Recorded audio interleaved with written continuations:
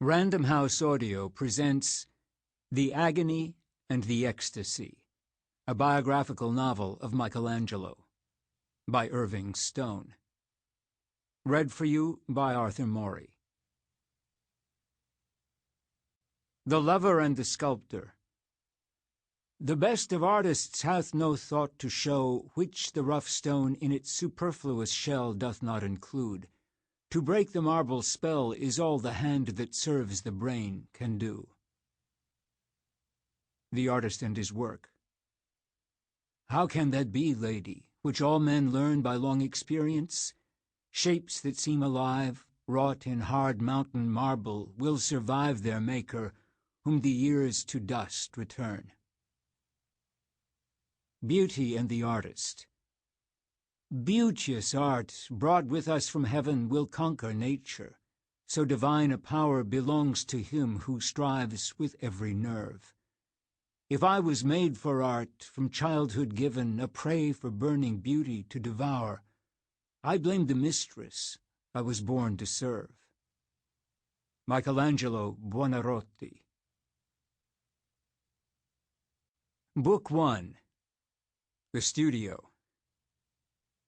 He sat before the mirror of the second-floor bedroom, sketching his lean cheeks with their high bone ridges, the flat, broad forehead, and ears too far back on the head, the dark hair curling forward in thatches, the amber-colored eyes wide-set but heavy-lidded. "I'm not well designed," thought the 13-year-old with serious concentration. "My head is out of rule, with the forehead overweighing my mouth and chin. Someone should have used a plumb line." He shifted his wiry body slightly so as not to waken his 4 brothers sleeping behind him, then cocked an ear toward the Via del Anguillara to catch the whistle of his friend Granacci. With rapid strokes of the crayon he began redrafting his features, widening the oval of the eyes, rounding the forehead, broadening the narrow cheeks, making the lips fuller, the chin larger. There, he thought, now I look better. Too bad a face can't be redrawn before it's delivered, like plans for the facade of the Duomo. Notes of a bird's song came fluting through the 10-foot window, which he had opened to the cool morning air. He hid his drawing paper under the bolster at the head of his bed and went noiselessly down the circular stone stairs to the street. His friend Francesco Granacci was a 19-year-old youth, a head taller than himself, with hay-colored hair and alert blue eyes.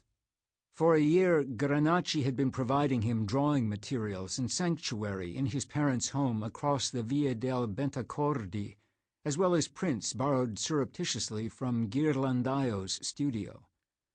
Though the son of a wealthy family, Granacci had been apprenticed to Filippino Lippi at the age of 10.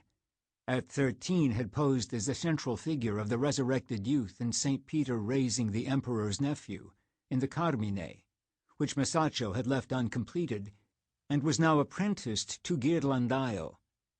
Granacci did not take his own painting seriously, but he had a sharp eye for talent in others. "You're really coming with me this time?" Granacci demanded excitedly. "It's my birthday present to myself." "Good." He took the younger boy's arm, guiding him along the curving Via del Bentacordi, which had been built on the oval site of the old Roman Colosseum, past the high walls of the prison of the Sistine. "Remember what I told you about Domenico Ghirlandaio? I've been apprenticed to him for 5 years, and I know him well. Be humble. He likes his apprentices to appreciate him." By now they had turned into the Via Ghibellina, just above the Ghibellina Gate, which marked the limits of the second wall of the city. On their left they passed the magnificent stone pile of the Bargello, with its colorful governor's courtyard, and then, after they had turned right on the street of the proconsul, the Pazzi Palace. The younger boy ran his hand lovingly over the irregular, rough-hewn blocks of its walls. "Let's hurry," urged Granacci. "This is the best moment of the day for Ghirlandaio, before he begins his drawing." They went with unmatched strides along the narrow streets, past the Street of the Old Irons, with its stone palaces and exterior flights of carved stone stairs leading to jutting penthouses. They made their way along the Via del Corso, and saw on their right, through the narrow slit of the Via dei Tedaldini, a segment of the red-tiled Duomo, and after another block on their left, the Palazzo della Signoria, with its arches, windows, and crownings of its tan stone tower penetrating the faint sunrise blue of the Florentine sky. To reach Ghirlandaio's studio, they had to cross the square of the old market, where fresh beeves, cut down the backbone and opened wide, hung on pulleys in front of the butcher's stalls. From here it was but a short walk past the Street of the Painters to the corner of the Via dei Tavolini, where they saw the open door of Ghirlandaio's studio. Michelangelo stopped for a moment to gaze at Donatello's marble Saint Mark standing in a tall niche of the Or San Michele. "Sculpture is the greatest art," he exclaimed, his voice ringing with emotion. Granacci was surprised that his friend had concealed this feeling for sculpture during their 2 years of friendship. "I don't agree with you," he said quietly, "but stop gaping. There's business to be done." The boy took a deep breath. Together they entered the Ghirlandaio workshop. 2. The studio was a large, high-ceilinged room with a pungent smell of paint and charcoal. In the center was a rough plank table set up on horses, around which half a dozen sleepy young apprentices crouched on stools. In a near corner a man was grinding colors in a mortar, while along the side walls were stacked color cartoons of completed frescoes, the Last Supper of the Church of the Ognissanti, and the Calling of the First Apostles for the Sistine Chapel in Rome.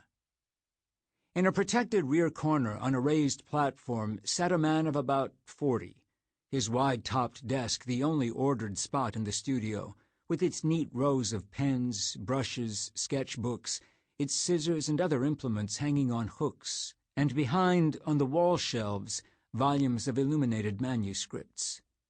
Granacci stopped below his master's desk.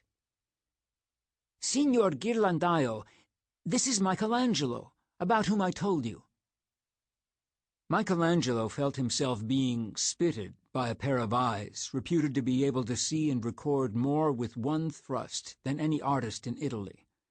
But the boy, too, used his eyes as though they were silver-point pens, drawing for his mind's portfolio, the artist sitting above him in an azure coat and red cloak thrown over the shoulders against the March chill, and wearing a red cap, the sensitive face with its full purple lips, prominent bone formations beneath the eyes, deep cheek hollows, the opulent black hair parted in the center and worn down to his shoulders, the long, supple fingers of his right hand clasped against his throat. He remembered Granacci telling him of Ghirlandaio's exclamation only a few days before. "Now that I have begun to understand the ways of this art, it is a grief to me that I am not given the whole circumference of the walls of Florence to cover with fresco." "Who is your father?" demanded Ghirlandaio. "Lodovico di Leonardo Buonarotti Simoni." "I have heard the name. How old are you?" 13. "We start apprentices at 10. Where have you been for the past 3 years?" "Wasting my time in Francesco da Urbino's school of grammar, studying Latin and Greek." A twitching at the corner of Ghirlandaio's dark wine lips showed that he liked the answer. "Can you draw?" "I have the capacity to learn." Granacci, wanting to help his friend, but unable to reveal that he had been borrowing Ghirlandaio's prints from Michelangelo to copy, said, "He has a good hand. He made drawings on the walls of his father's house in Settignano. There is one, a satyr." "Ah, a muralist," quipped Ghirlandaio. "Competition for my declining years." Michelangelo was so intense that he took Ghirlandaio seriously. "I've never tried color. It's not my trade." Ghirlandaio started to answer, then checked himself. Whatever else you may lack for, it isn't modesty. You won't become my competitor, not because you haven't the talent to do so. Sample complete. Ready to continue?